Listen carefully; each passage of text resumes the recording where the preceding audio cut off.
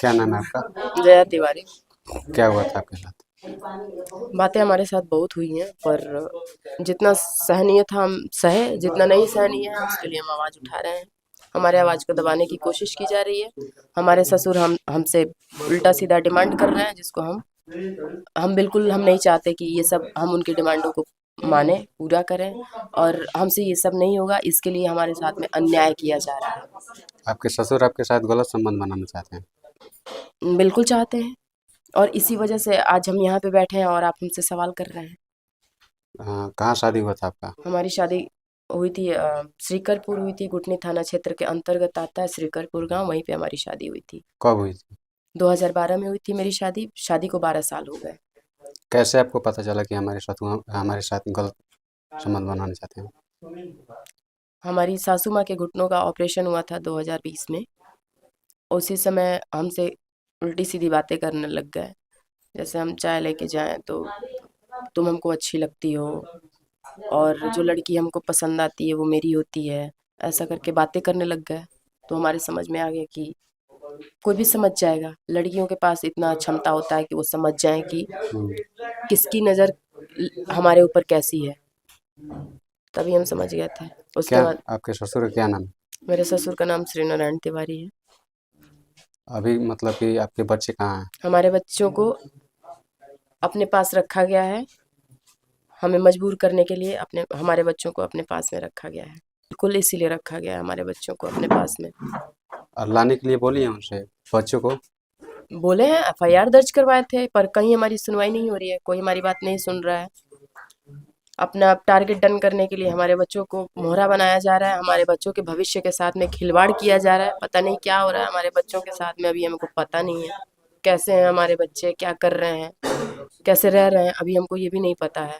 Court कचहरी गई थी? बिल्कुल गए थे, कोशिश कर रहे हैं, देखते हैं कब तक हमारे बच्चे हमारे हैंड में आते हैं। कब एफआईआर की है?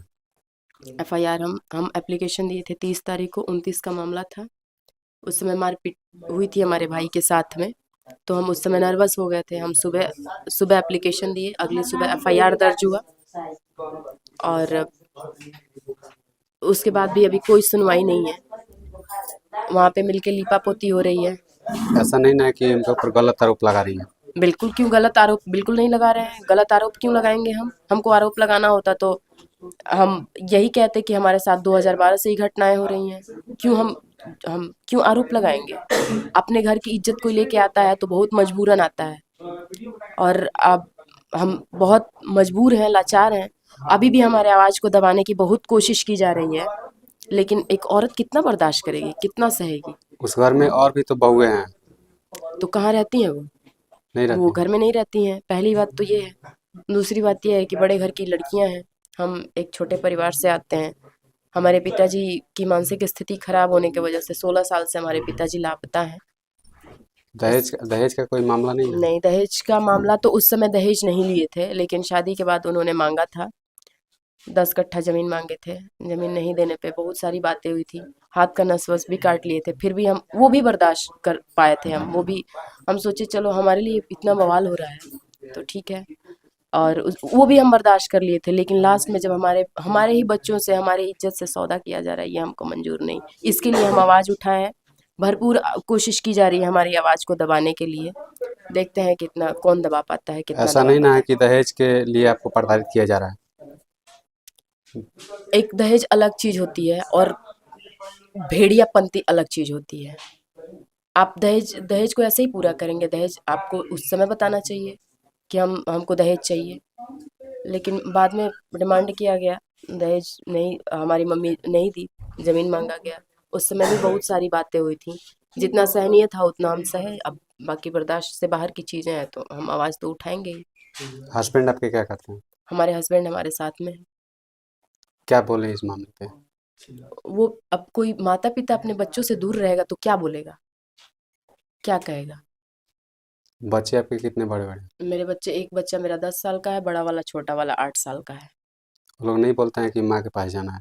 बच्चों को पढ़ाई लिखाई से दूर रखिए, ट्यूशन से, होमवर्क से दूर रखिए। तो आपसे बड़ा दोस्त बच्चों का कोई नहीं है। और ज़्यादा दिन तक बच्चों, अभी तो ये नहीं पता है कि हमारे बच्चे अभी क्या बोल रहे हैं। बोल हमसे तो बातचीत भी नहीं हो रही है कि हमारे बच्चे हमसे कुछ कह पाए। अभी बच्चे भी कुछ नहीं कह रहे हैं, हमसे कोई संपर्क ही नहीं हो पा रहा है बच्चों से, तो क्या बताएं कि हमारे बच्चे क्या कह रहे हैं। प्रशासन से आप क्या कहेंगे आखिरी बार? प्रशासन से हम यही कहेंगे कि लीपापोती ना की जाए, और उचित न्याय के लिए बिठाया गया है तो उचित न्याय करना चाहिए। अगर कानून का रक्षा करने के लिए बैठाया गया है आपको, और कहाँ कोई जाएगा? जब घर से परेशान होगा, घर सब लोग परेशान करेंगे, तो कोई कहाँ जाएगा? हम यही कहना चाहेंगे कि अगर आपको पावर दिया गया है तो पावर का सही इस्तेमाल कीजिए, और न्याय कीजिए। न्याय करने के लिए आपको बिठाया गया है तो न्याय कीजिए, आप लीपापोती ना करें। Thank you.